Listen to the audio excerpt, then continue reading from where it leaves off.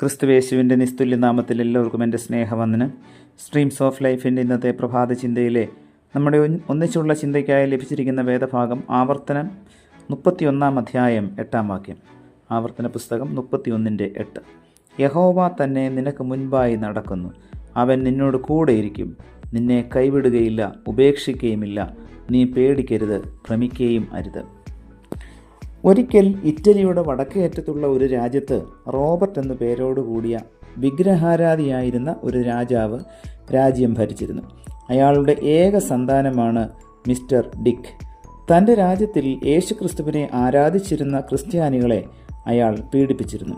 ഒരു ദിവസം ഡിക്ക് തൻ്റെ മന്ത്രിയും ഒന്നിച്ച് നായാട്ടിന് പുറപ്പെട്ടു. അവർ അങ്ങനെ കുതിരപ്പുറത്ത് കയറി ആ ഘോര വനത്തിലേക്ക് നീങ്ങി. അപ്പോൾ രാജകുമാരൻ്റെ ശ്രദ്ധയെ ആകർഷിച്ചുകൊണ്ട് ഒരു മാൻകിടാവ് അവരുടെ മുൻപിൽ കൂടി ഓടി. രാജകുമാരന് അതിനെ പിടിക്കുവാൻ ആഗ്രഹം വർദ്ധിച്ചു.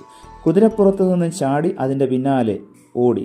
ഈ സമയം മന്ത്രി രാജകുമാരനെ അനുഗമിച്ചില്ല. ഡിക്ക് മാൻകിടാവിനെ കണ്ടതുകൊണ്ടുണ്ടായ സന്തോഷം കൊണ്ട് മതിമറന്ന് അതിൻ്റെ പിന്നാലെ ഓടുകയാണ്. താൻ തനിയേ ഉള്ളൂ എന്നുള്ള വിവരം ഡിക്ക് മറന്നുപോയി. മാൻ ഏതോ വള്ളിക്കിടയിൽ ഓടിമറഞ്ഞു. രാത്രിയായി വരുന്നു. പക്ഷികൾ ചേക്കേറുന്നു. മൃഗങ്ങൾ അലറിക്കൊണ്ട് അവരവരുടെ ഗുഹകളിലേക്ക് മടങ്ങുന്നു. എവിടെയും ഘോര മൃഗങ്ങളുടെ അലർച്ച മാത്രം കേൾക്കാം. രാജകുമാരന് ഭയം വർദ്ധിച്ചു. വഴി ലക്ഷ്യമില്ലാതെ വിഷമിച്ചു.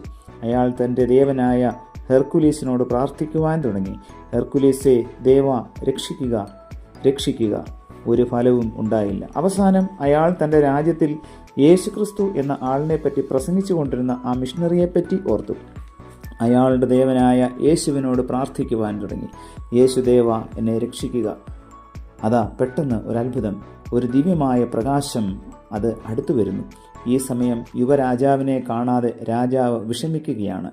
പ്രജകളെ നാടിൻ്റെ നാനാഭാഗത്തേക്കും അയച്ചു. ആ ദിവ്യമായ പ്രകാശം അടുത്തു വന്ന് അവൻ്റെ കൈക്ക് പിടിച്ച് ഇപ്രകാരം പറഞ്ഞു: മകനെ, ഞാൻ ലോകത്തിൻ്റെ വെളിച്ചമാകുന്നു. പാപമാകുന്ന ഇരുട്ടിൽ കിടന്ന് വലയുന്നവരെ രക്ഷിക്കുവാനായി ഞാൻ ലോകത്തിൽ വന്നു എന്ന് പറഞ്ഞു. ഡിക്കിന് അത്ഭുതമായി. അവൻ യേശുക്രിസ്തുവിൽ വിശ്വസിച്ചു. ആ അത്ഭുത പ്രകാശം ഡിക്കിനെ വഴികാട്ടി. ഡിക്ക് നോക്കിയപ്പോൾ മന്ത്രി കിടന്നുറങ്ങുന്നത് കണ്ടു. വിളിച്ചുണർത്തി നടന്ന സംഭവങ്ങളൊക്കെയും പറഞ്ഞു. അവർ ദൈവത്തെ സ്തുതിച്ചു. ഇരുവരും തങ്ങളുടെ രാജ്യത്ത് തിരികെ എത്തി. യുവരാജാവിനെ കണ്ടപ്പോൾ രാജാവ് വളരെയേറെ സന്തോഷിച്ചു. ഡിക്ക് നടന്ന സംഭവങ്ങളെല്ലാം പിതാവിനോട് വിവരിച്ചു പറഞ്ഞു. പരദേവതയിൽ വിശ്വസിച്ചിരുന്ന അദ്ദേഹവും ക്രിസ്ത്യാനിയായി. ഇനിയും മേലാൽ തൻ്റെ രാജ്യത്തിൽ ആരും വിഗ്രഹങ്ങളെ ആരാധിച്ചുകൂടാ എന്ന് രാജാവ് കൽപ്പന പുറപ്പെടുവിച്ചു. പലരും ക്രിസ്തീയ മാർഗത്തിലേക്ക് വരുന്നതിന് ഇത് ഇടയായി. പ്രിയമുള്ളവരെ, ഡിക്കിനെ പോലെ ജീവിതയാത്രയിൽ വഴി ഏതെന്നറിയാതെ പ്രതിസന്ധിയിൽ നിങ്ങൾ അകപ്പെട്ടിട്ടുണ്ടോ? ഇനി എന്ത്, എങ്ങനെ എന്ന ചോദ്യം നമ്മെ ഒരുപക്ഷെ അസഹ്യപ്പെടുത്തുന്നുണ്ടാകാം. ഡിക്ക് കണ്ടുപിടിച്ചതായ ആ വഴിമധ്യേ അവൻ കണ്ടുമുട്ടിയതായ ആ കർത്താവ് നമ്മോടും ഈ പ്രഭാതത്തിൽ പറയുന്നു: ഞാൻ നിന്നെ ഒരു നാളും കൈവിടുകയില്ല, ഉപേക്ഷിക്കുകയുമില്ല.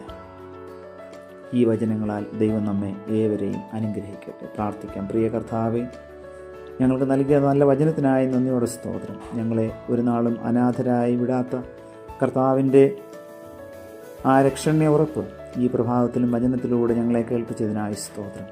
അങ്ങ് ഞങ്ങളെ ഒരിക്കലും കൈവിടുകയില്ല, ഉപേക്ഷിക്കുകയുമില്ല.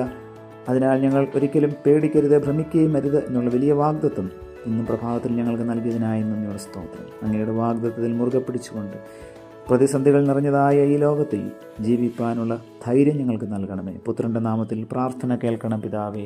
ആമേൻ.